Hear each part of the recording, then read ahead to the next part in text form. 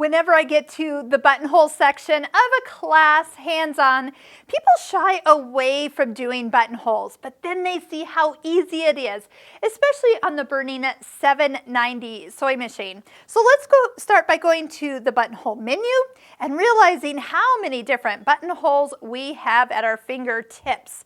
So right now, stitch number 51 is the first one. And if you're wondering what all these other ones are, touch the question mark and then touch the buttonhole picture, and it will recommend where that particular style should be used. So there's lots of information right at your fingertips by touching the question mark. We also have in this area additional styles, sewing on the button, plus 2 eyelets, which are wonderful as well.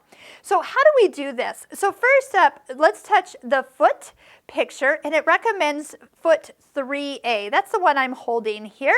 So we're going to go ahead and tell it that is what we're going to be putting on shortly.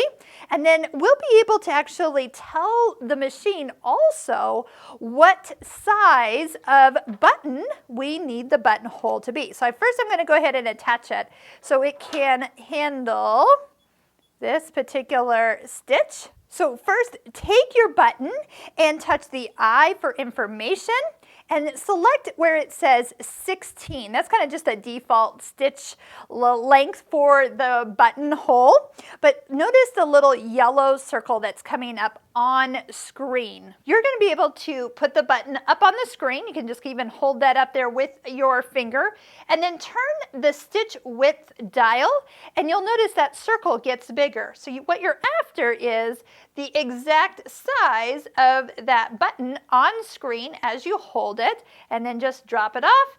And when you are ready to stitch, you see that it says auto 20 millimeters, and it's already added the 1 millimeter at the top and at the end for that little extra bar tack that's needed for all buttonholes. You can kind of see that by the picture. So it's an 18 millimeter opening with a millimeter on each end for a total of 20 millimeters. So all we need to do right now is go ahead and stitch. Now I am a fan of buttonholes for both utility and decorative. So if you check out our Bernina Stitching Cosmos online course, we're going to have a whole section on using buttonholes for other things like weaving ribbon in between all those little areas. Now, just a little note, because when I was stitching this, I only had skinny ribbon and it just wasn't wide enough for this size of block. And so what I actually did was I pushed 2 pieces of ribbon together and used a small decorative stitch. Yes, I had a little bit of stabilizer, some tearaway underneath that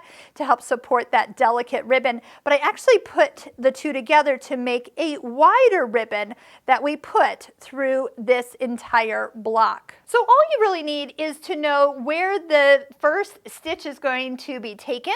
And after you put a presser foot on, you'll notice that this thread is going to be on the top side of your foot. And I usually just know that, and I go ahead and stitch the first one. It will stitch towards me.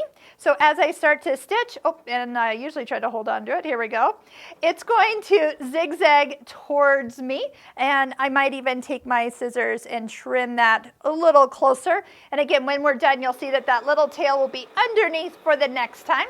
But just keep your foot on the foot control or use the start-stop button, touch and hold the green button until it actually starts sewing, and it will stitch down all the way back, tack at the top, and travel down that right leg.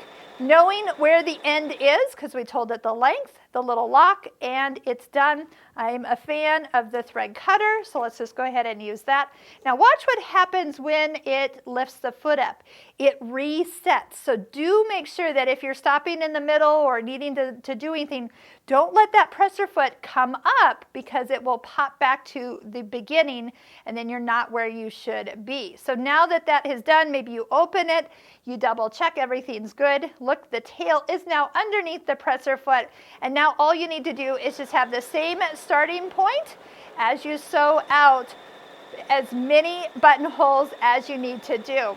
So when you are stitching out your stitch book, we've talked about that in a few of our videos, it's kind of fun to take the time and stitch out all the buttonholes, including the eyelets, that will allow you to see the different styles and finishes at the top and lower edge of every single different kind of buttonhole you have in this machine.